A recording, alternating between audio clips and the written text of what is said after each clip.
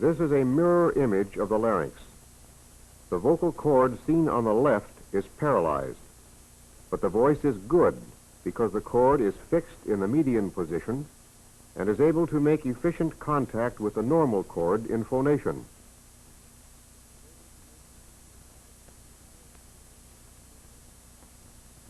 In this patient, the paralyzed vocal cord is laterally situated in the paramedian position, and incomplete glottal closure in phonation produces vocal breathiness, weakness, and inferior tonal quality.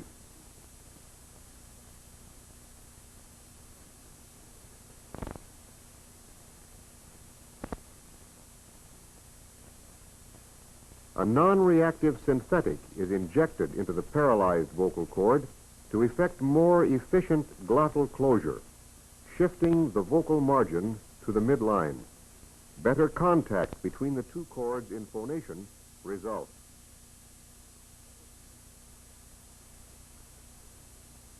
For permanent restoration of the glottal aperture, tetrafluoroethylene or Teflon is favored. It is prepared in a paste-like suspension of Teflon in glycerin, equal parts of each. The Teflon particles are 50 to 100 micra in diameter. This microscopic section reveals reaction of the thyroarytenoid to the small spicules of Teflon. They are trapped in a foreign body type of granuloma, which prevents their absorption. Larger masses of agglomerated Teflon particles are surrounded and walled off by a granulomatous reaction. Silicone is another inert synthetic which in liquid form has a variable viscosity depending upon polymerization of this basic molecule.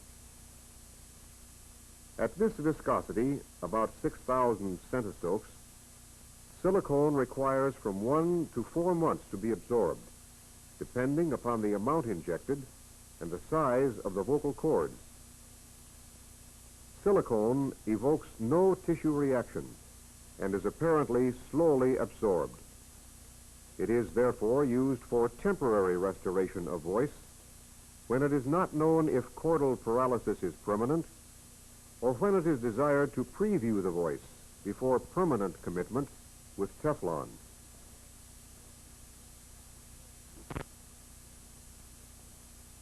This is a Bruning syringe with straight and curved needles for injection of Teflon. The paste is loaded in this chamber.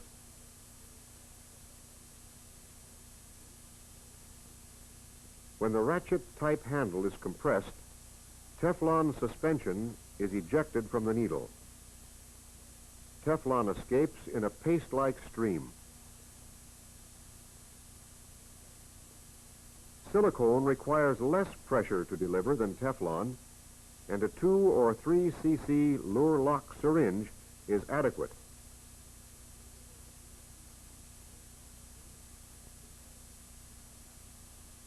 By direct laryngoscopy, the larynx may be exposed for implantation of Teflon or silicone.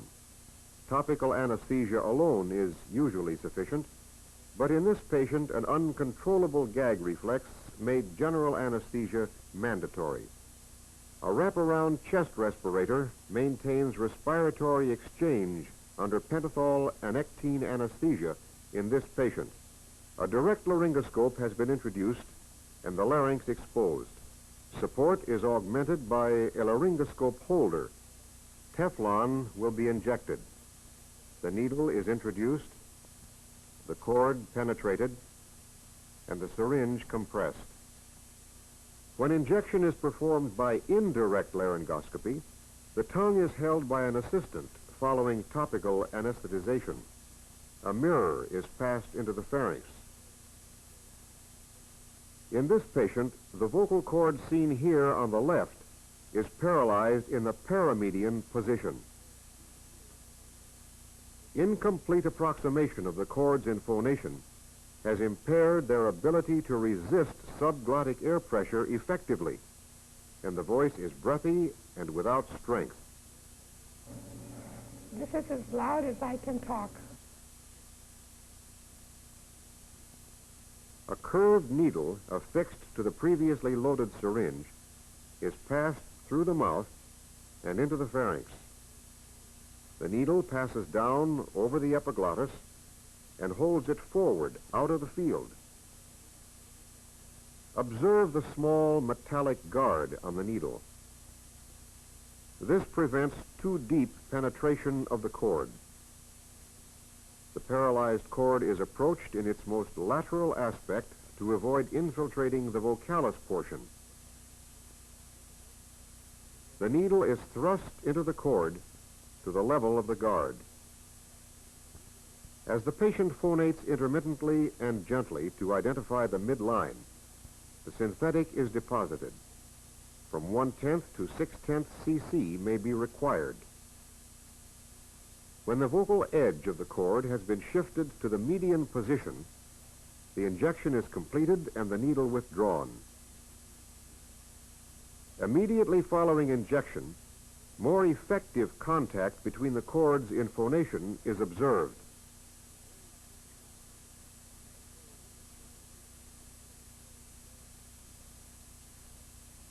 One month after injection, permanent improvement in the appearance and function of the larynx in phonation has been achieved.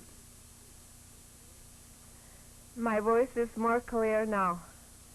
My voice is stronger now.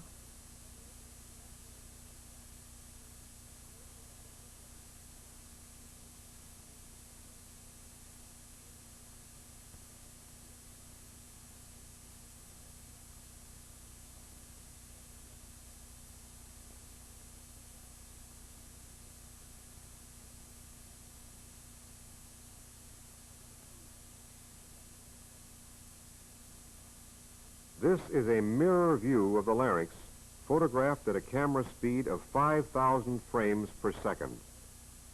The vocal cord seen on the right is moving to the midline to assume the phonatory position. The vocal cord seen on the left is paralyzed and unable to adduct. My voice has been like this for 2 years. The voice has been reduced to a coarse whisper because inadequate glottal resistance permits an excessive flow of air. Although a paralyzed cord may appear on mirror or direct examination to be immobile, high-speed photography reveals that it almost invariably oscillates, although imperfectly, in response to subglottic air pressure.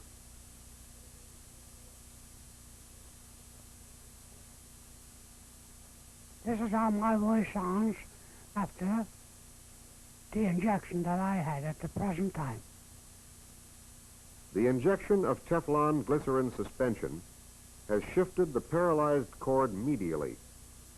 Glottal closure is more complete, and reduced airflow, together with more efficient vibratory movements, have restored the voice. Observe that injection has not impaired ability of the cord to oscillate. The implantation of Teflon is permanent. Absorption or displacement does not occur, and whatever phonatory result is achieved is permanent.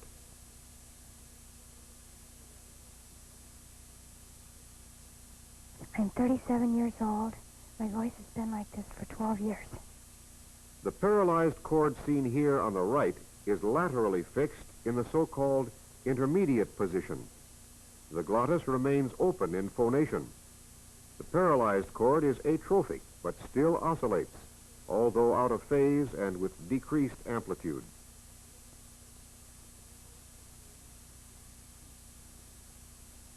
My voice has more strength now. 1, 2, 3, 4, 5.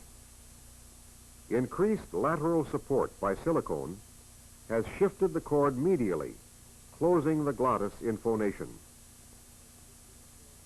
Silicone is absorbed in 1 to 4 months, thus restoring the voice only temporarily. This is an advantage where permanency of the paralysis is still in doubt, or where preview of the voice prior to permanent commitment with Teflon is desired.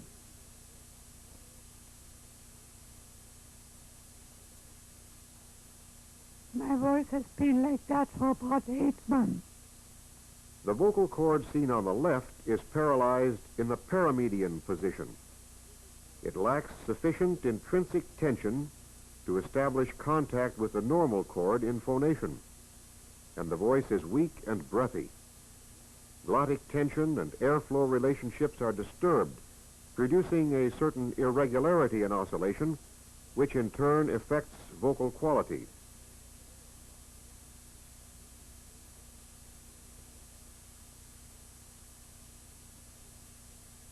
Temporary virtual aphonia often follows the injection of Teflon glycerin suspension. This is due to an inflammatory reaction which totally immobilizes the injected cord. Absorption occurs within 4 to 10 days, depending principally upon the quantity of Teflon which was injected. The treated cord must regain its ability to oscillate freely for the voice to approach normal.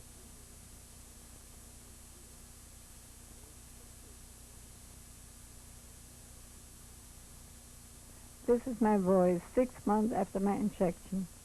My voice is much stronger now. Teflon was deposited laterally in the thyroarytenoid muscle in sufficient quantity to establish balance between the two cords. And it is now difficult during phonation to distinguish the paralyzed cord. The site of injection is visible as a fullness on the superior surface of the cord adjacent to the ventricle. This represents Teflon inadvertently deposited beneath the mucous membrane. 1 year later, the cord is still paralyzed, but in the median position, the most favorable for phonation. As the functioning cord adducts to the midline and the cords assume the phonatory position, they cannot be distinguished. This is my voice 1 year after the injection. The site of the injection of Teflon remains visible as a small elevation adjacent to the ventricle in the middle third of the cord. There is slight stiffness at this point. Greater lateral support has affected an improvement in vocal strength and quality.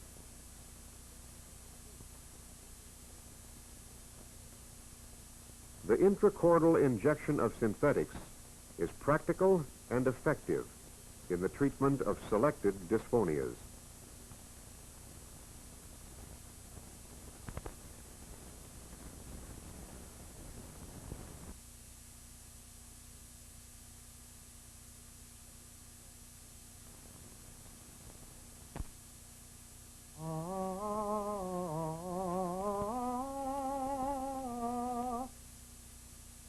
In ordinary speech and singing, the voice has a certain quality and mechanism of production which is encompassed by the term fundamental registration.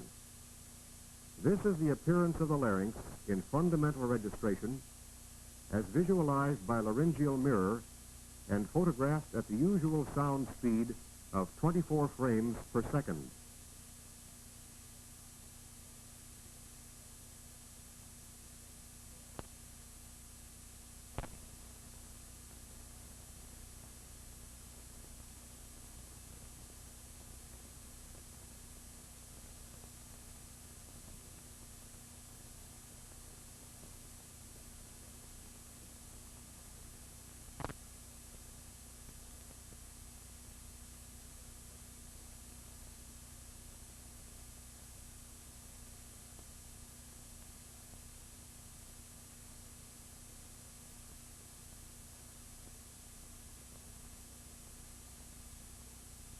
This subject will phonate on a carefully rehearsed pitch, but he will not know whether the tracheal stoma is open or closed.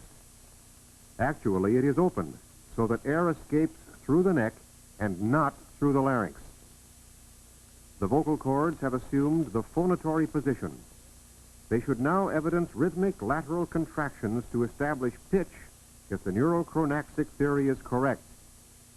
There are none. No vibratory activity is evident in the absence of subglottic air pressure.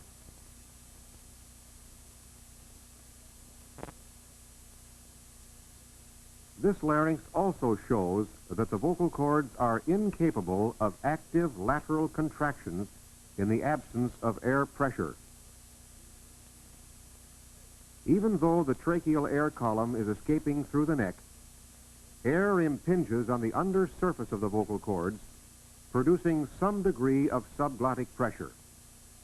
The vocal cords, far from vibrating spontaneously, are essentially sphincteric in their behavior and positively resist this air pressure until it becomes great enough to overcome their resistance. Air pressure has reached a point where it has overcome the resistance of the tightly approximated thyroarytenoid muscles and has induced slight vibratory activity. This promptly subsides as the vocal cords successfully resist further subglottic pressure, and they are again completely immobile.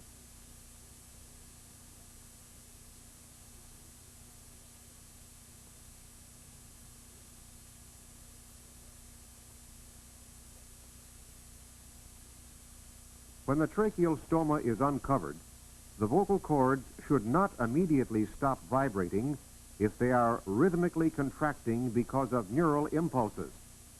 But they do stop at once when air is diverted from the larynx, and they remain motionless, as you saw in previous sequences, until air is again forced upward through the larynx. Note the absolute stillness of the light reflections on the vocal cords.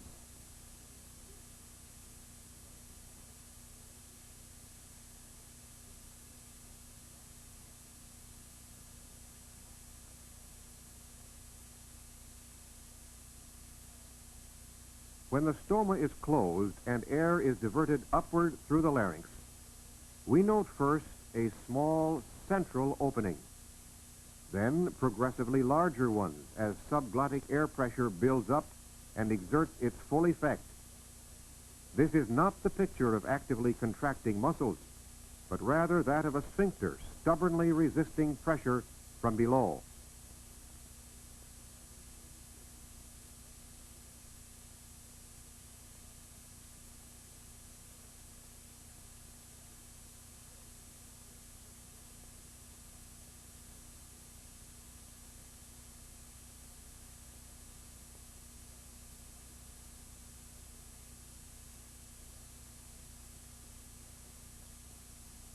If the neurochronaxic theory is correct, the innervated or functioning vocal cord should evidence transverse contractions and begin to move before the paralyzed one at the onset of phonation in order to establish pitch.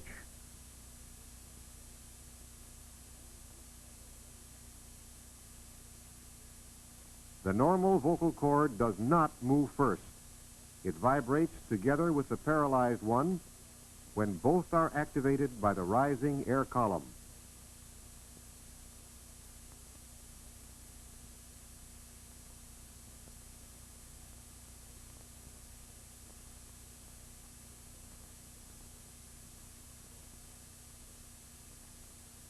If the innervated vocal cord does not move before the paralyzed one, and at the onset of phonation they start to vibrate simultaneously, we may assume that their movements are passive and due to subglottic air pressure only.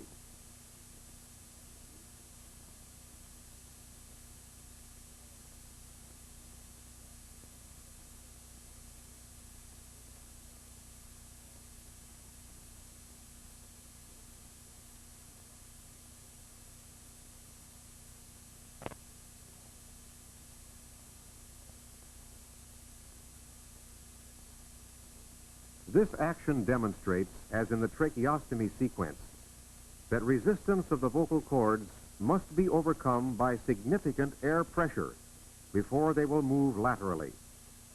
The vocal cord on your left has on its margin a bit of mucus, which moves first when the rising air column reaches the glottic chink. The vocal cords themselves are thrown into vibration only when the pressure head becomes great enough to overcome their resistance. These high-speed films reveal that the vibrations of the vocal cords in phonation are due not to their active lateral contraction, but to subglottic air pressure.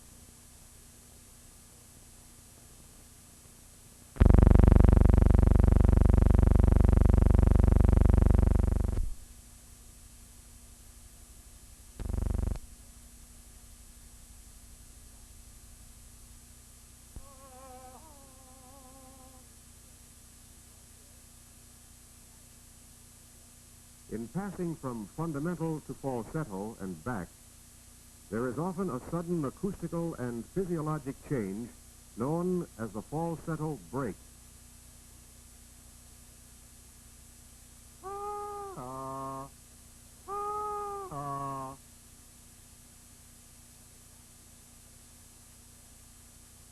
Obviously, some quick change in mechanism of production is occurring, but ordinary camera speed is too slow to reveal its nature.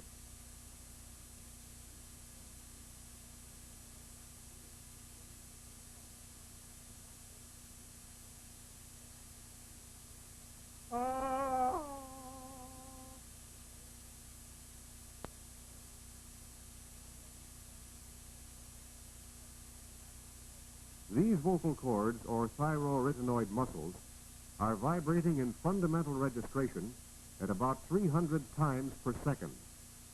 They strike each other firmly along their entire length in a massive type of approximation. In this untrained vocalist, you heard a sharp break in the voice, and you will now see it.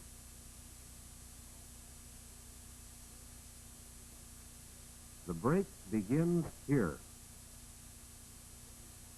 Note that vibrations are no longer rhythmic, and the vocal cords are blown about without any discernible pattern. This is because there has been a quick relaxation of the vocal cords with sudden loss of tonus and control. There is little change, however, in the length of the glottic opening, which is maintained in its elongated position by contraction of the invisible cricothyroid muscles.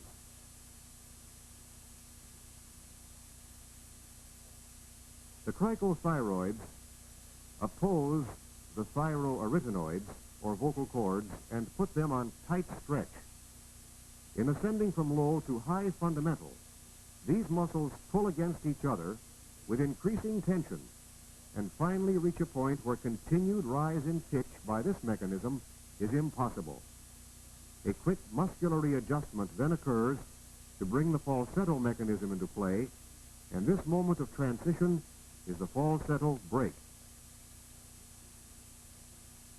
Returning to the falsetto break in the untrained vocalist, relaxation of the vocal cords is so complete that they are blown about uncontrollably by subglottic air pressure. This is happening within a fraction of a second.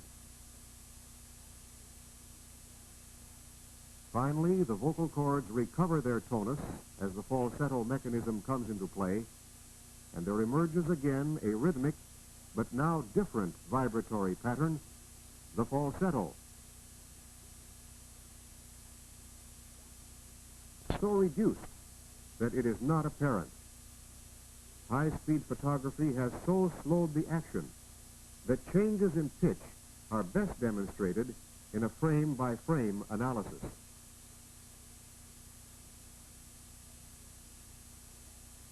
The vocalist is about to make the transition from falsetto back to fundamental registration.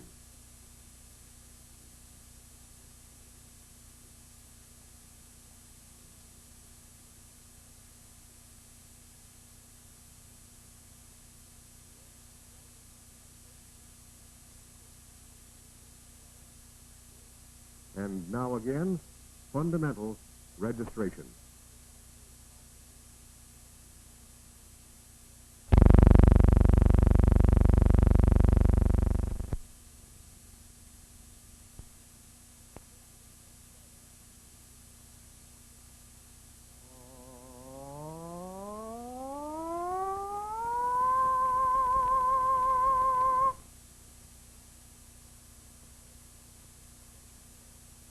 Here again we observe the phenomenon of coordinated registration over a 2-octave span.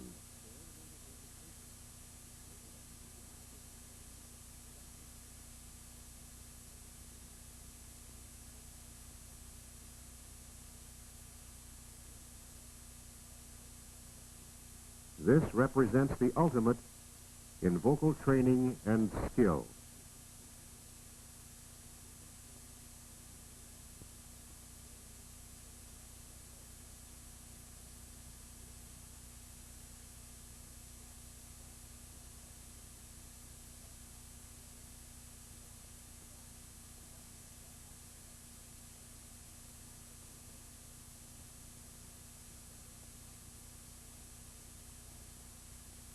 The falsetto is a complex mechanism and an integral part of the human voice.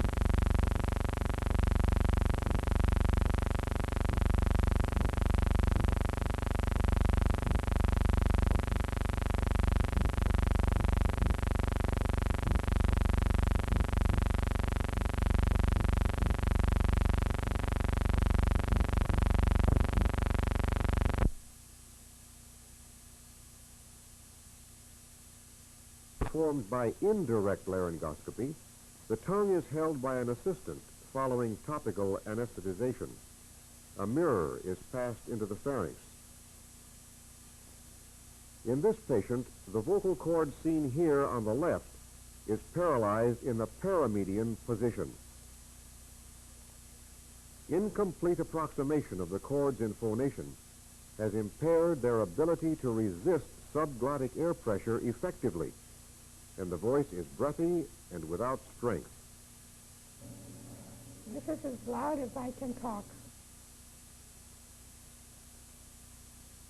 A curved needle affixed to the previously loaded syringe is passed through the mouth and into the pharynx. The needle passes down over the epiglottis and holds it forward out of the field. Observe the small metallic guard on the needle. This prevents too deep penetration of the cord. The paralyzed cord is approached in its most lateral aspect to avoid infiltrating the vocalis portion. The needle is thrust into the cord to the level of the guard. As the patient phonates intermittently and gently to identify the midline, the synthetic is deposited. From 1/10 to 6/10 cc may be required. When the vocal edge of the cord has been shifted to the median position, the injection is completed and the needle withdrawn. Immediately following injection, more effective contact between the cords in phonation is observed.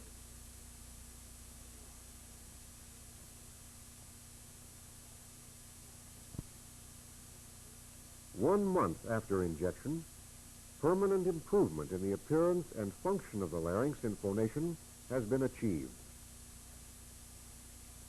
My voice is more clear now. My voice is stronger now.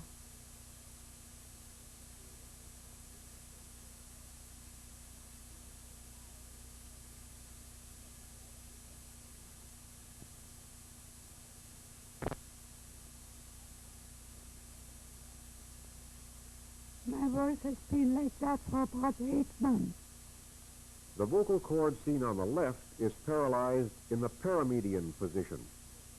It lacks sufficient intrinsic tension to establish contact with the normal cord in phonation, and the voice is weak and breathy. Glottic tension and airflow relationships are disturbed, producing a certain irregularity in oscillation, which in turn affects vocal quality.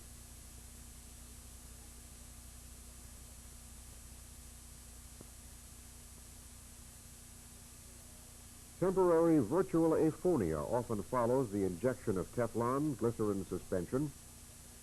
This is due to an inflammatory reaction which totally immobilizes the injected cord.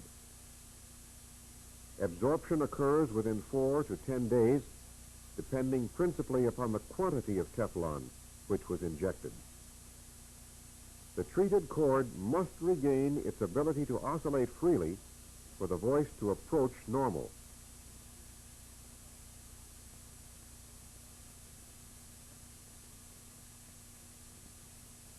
This is my voice 6 months after my injection. My voice is much stronger now. Teflon was deposited laterally in the thyroarytenoid muscle in sufficient quantity to establish balance between the two cords, and it is now difficult during phonation to distinguish the paralyzed cord. The site of injection is visible as a fullness on the superior surface of the cord adjacent to the ventricle. This represents Teflon inadvertently deposited beneath the mucous membrane. 1 year later, the cord is still paralyzed, but in the median position, the most favorable for phonation. As the functioning cord adducts to the midline and the cords assume the phonatory position, they cannot be distinguished. This is my voice 1 year after the injection. The site of the injection of Teflon remains visible as a small elevation adjacent to the ventricle in the middle third of the cord. There is slight stiffness at this point. Greater lateral support has affected an improvement in vocal strength and quality.